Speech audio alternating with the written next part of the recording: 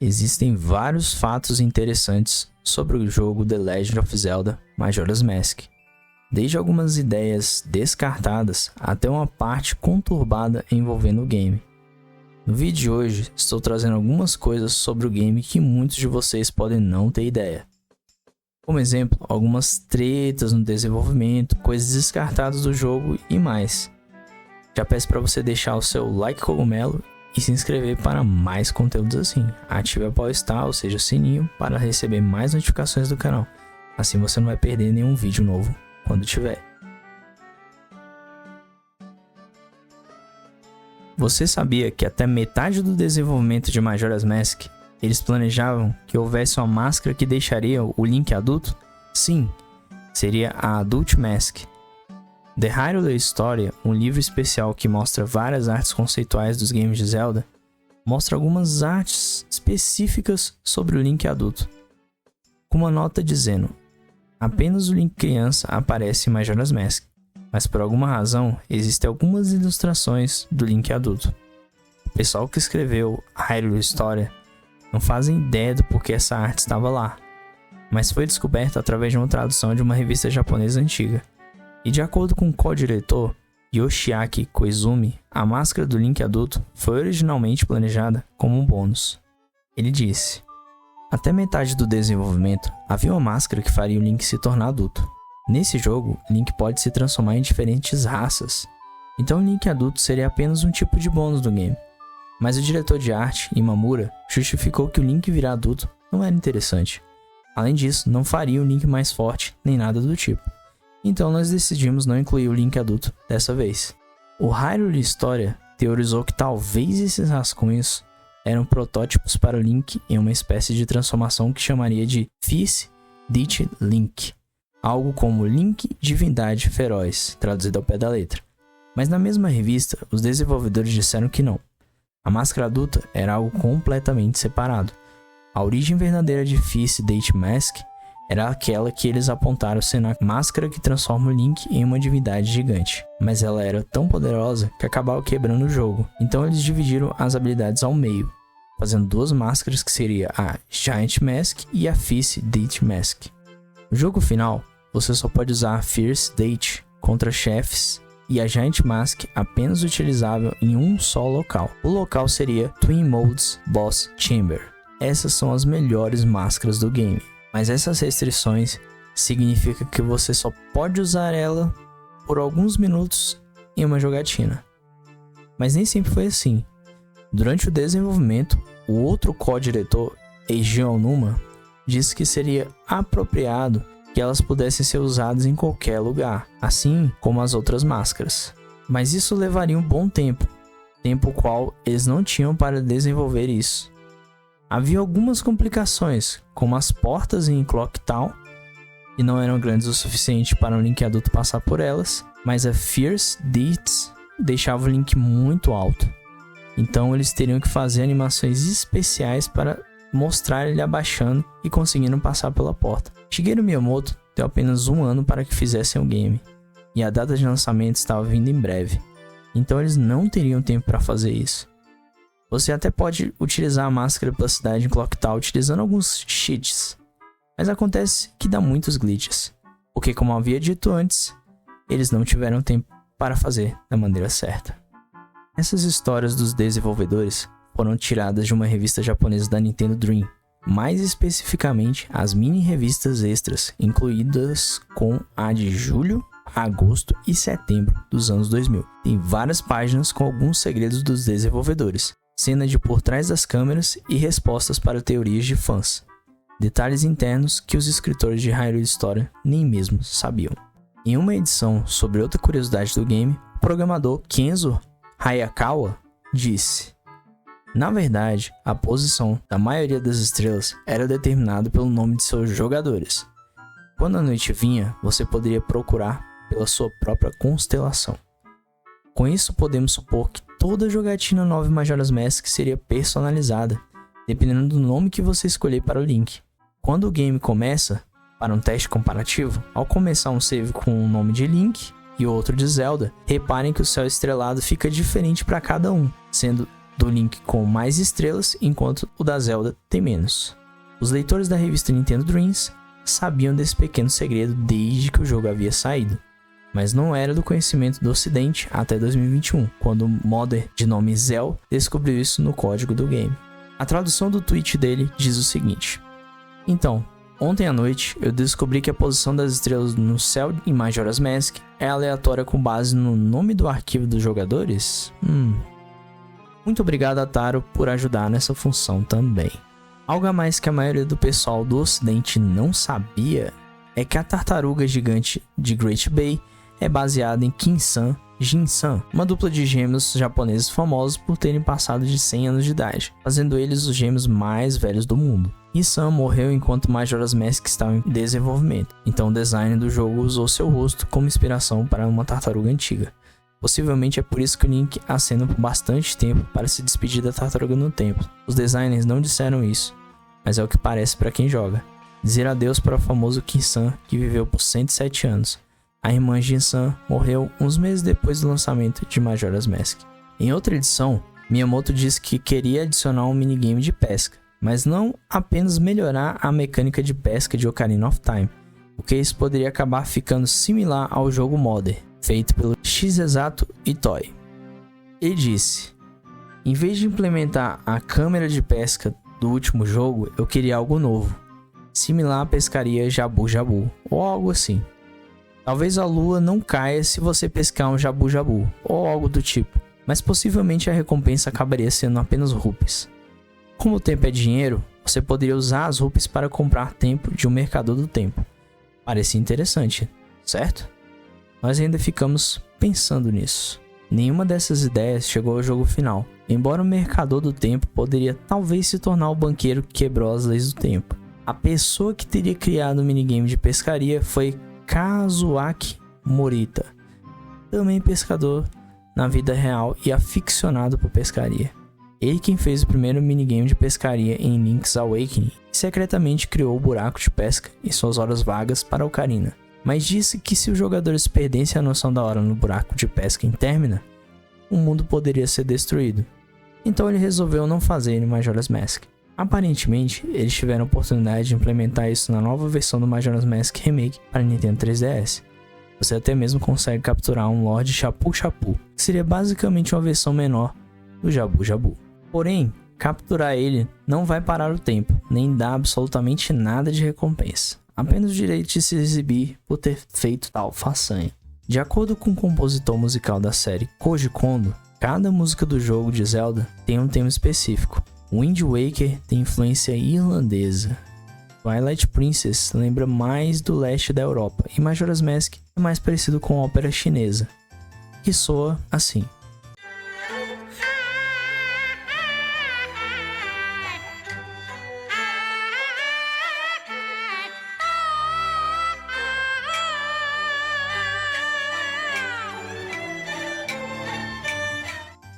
Existem várias músicas que demonstram que realmente houve essa inspiração, mas como exemplo podemos citar a Majora's Mask Theme,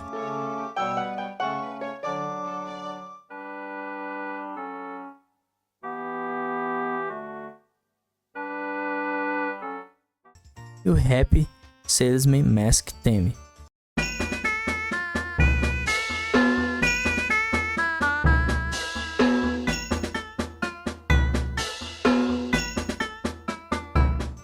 Em outra edição, o diretor que cuida da parte das cenas do jogo, ou seja, as cutscenes, disse que apenas metade das cenas chegaram ao game final. Uma das que ele mencionou em específico foi a que uma Great Fairy ensinava o Link a fazer um ataque giratório. Essa cena ainda está no cartucho e foi descoberta anos depois, junto com as cenas de outras 4 fadas em Termina, embora estejam claramente inacabadas.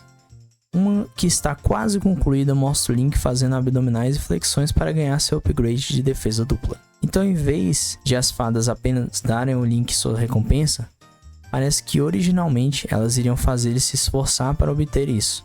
Infelizmente, parece que a maioria das outras cenas descartadas foram apagadas para liberar espaço no cartucho. Muitas ideias tiveram que ser descartadas por causa do prazo de 1 ano. Em uma dessas revistas, Miyamoto disse: Muitas pessoas acabaram fazendo horas extras devido ao grande volume de trabalho que precisava ser feito. Simplificando, foi um ano difícil, garanto a vocês. Desde que estivessem concluído, tudo era aceitável. Ele riu. Deixei claro que isso era o mais importante. No início, a equipe parecia bastante estressada. Eles disseram, não há uma forma de fazermos isso em um ano.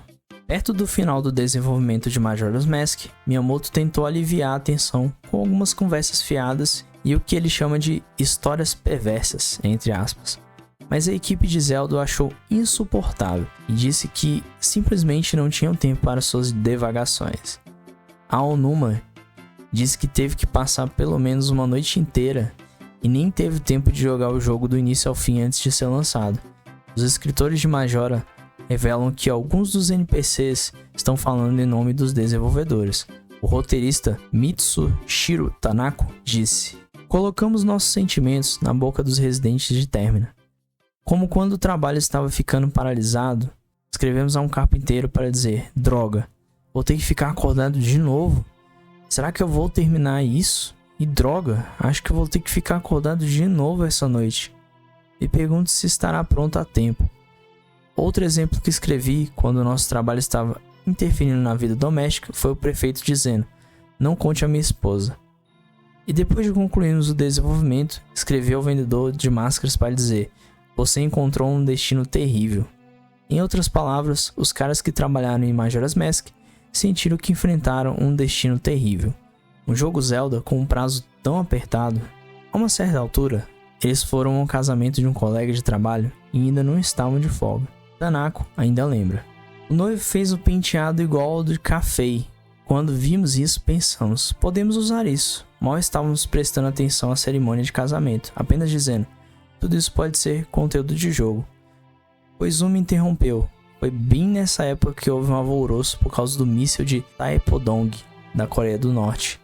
Então estávamos brincando como, é realmente uma boa ideia fazer um casamento quando estamos à beira da destruição? E Tanaka, Aonuma e eu estávamos todos entusiasmados com o bom material que isso poderia gerar. O pensamento é, realmente tudo bem em fazer um cara feliz e fazer um casamento? O míssil não está prestes a cair sobre nós? Essa foi uma alegoria perfeita para a queda da lua em Majora's Mask. Então eles faltaram à recepção do casamento porque estavam com medo de serem vaporizados. Mas eles não só tinham pouco tempo como espaço para cartucho, também era uma preocupação. Os desenvolvedores diziam que precisavam constantemente descartar algumas coisas e procurar conteúdo que estivessem dispostos a cortar para que tudo coubesse no jogo. Todas as animações do chefe ocuparam uma parte especialmente grande, como a dança do primeiro chefe, Odowa. Falando nisso, o nome de Odowa é um trocadilho com a palavra japonesa Odorwa, que significa dança. No desenvolvimento, o chefe do touro foi originalmente chamado de Ashilwa, um trocadilho com a palavra correr. E o chefe do peixe era Oyork, um trocadilho com a palavra nadar. Cada chefe recebeu o nome do verbo que representava, mas todos seus nomes acabaram sendo alterados, exceto Odowa, que é o único chefe no jogo final ainda com o nome do seu verbo, dançar. Koizumi, um dos desenvolvedores de Majora's Mask, ia fazer um jogo que não tinha qualquer relação com Zelda.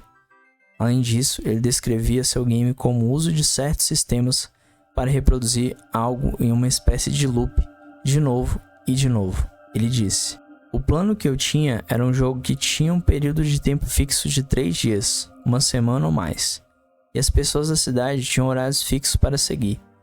Foi enquanto eu fazia isso que fui junto com Miyamoto para a América. O tempo todo ele estava reclamando sobre como as coisas não estavam indo bem com o desenvolvimento de Majoras. Eu estava tipo, sim, isso é uma pena, risos. E eu estava ocupado planejando aquele outro jogo e estava incrivelmente motivado. Mas então Miyamoto começava a me chamar com seus sussurros dizendo Zelda, Zelda, Zelda. E antes que eu me desse conta, meu jogo foi cancelado. Fiquei chocado. Assim que voltamos ao Japão, toda a situação foi explicada para mim e Miyamoto disse que eu entraria para o time do Majora. Mas só se eu quisesse e se eu fosse autorizado a fazer as coisas do meu jeito. Após isso, Koizumi inseriu muitos dos conceitos do seu jogo cancelado em Majora's Mask. 3 dias jogados repetidamente, habitantes da cidade se movimentando em horários fixos e assim por diante. Koizumi foi responsável por tudo que acontecia dentro de Clock Town e Aonuma foi responsável por tudo que acontecia fora de Clock Town. Embora Koizumi eventualmente tenha invadido seu território de Aonuma no caso, e assumido o controle de Rancho Omani, argumentando que era realmente uma extensão da cidade. E foi assim que Koizumi se tornou co-diretor de Majora's Mask e o jogo ficou tão estranho quanto conhecemos. Agora, indo a uma curiosidade mais estranha e ao mesmo tempo adulta, no Romani Ranch há uma cena que a maioria dos fãs de Zelda nunca verão, mesmo que conclua 100% do game. Se você fizer a missão paralela Milk Delivery mais de uma vez, às vezes você será recompensado apenas com rupis de ouro, mas também há uma chance de receber uma recompensa um tanto quanto peculiar. Uma cena especial em que Cremia agradece ao Link com um grande abraço.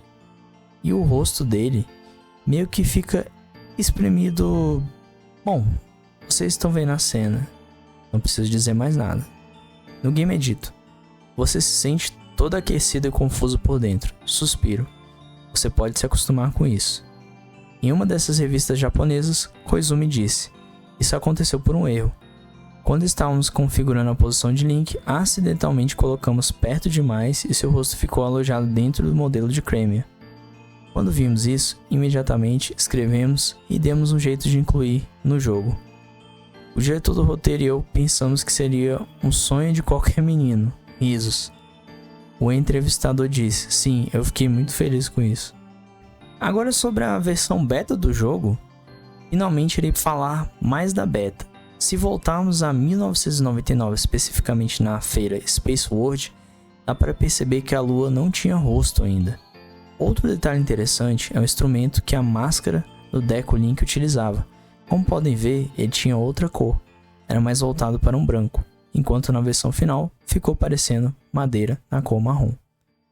Também podemos notar o HUD onde ficam os corações da vida do Link. Ficou bem diferente da versão final. Nessa versão beta, eles pareciam desenhados, assim como onde indicam as rupees e tudo. Além disso, o mapa era bem diferente, ele era bem quadrado. Então é isso, pessoal, esse vídeo deu bastante trabalho, e para que não ficasse tão longo, eu procurei resumir um pouco. Existem mais imagens da beta que não irei mostrar, até para evitar algum problema, né, com a Nintendo, com o próprio YouTube. E caso queiram ver mais imagens, deixarei o link na descrição. Lembrando que vocês devem estar percebendo que minha voz está meio rouca, não sei se deu para notar. Mas mesmo estando na condição de uma voz meio ruim para gravar, eu vim aqui e gravei porque eu queria trazer esse vídeo para vocês. Então se você gostou desse vídeo, já deixa o seu like cogumelo.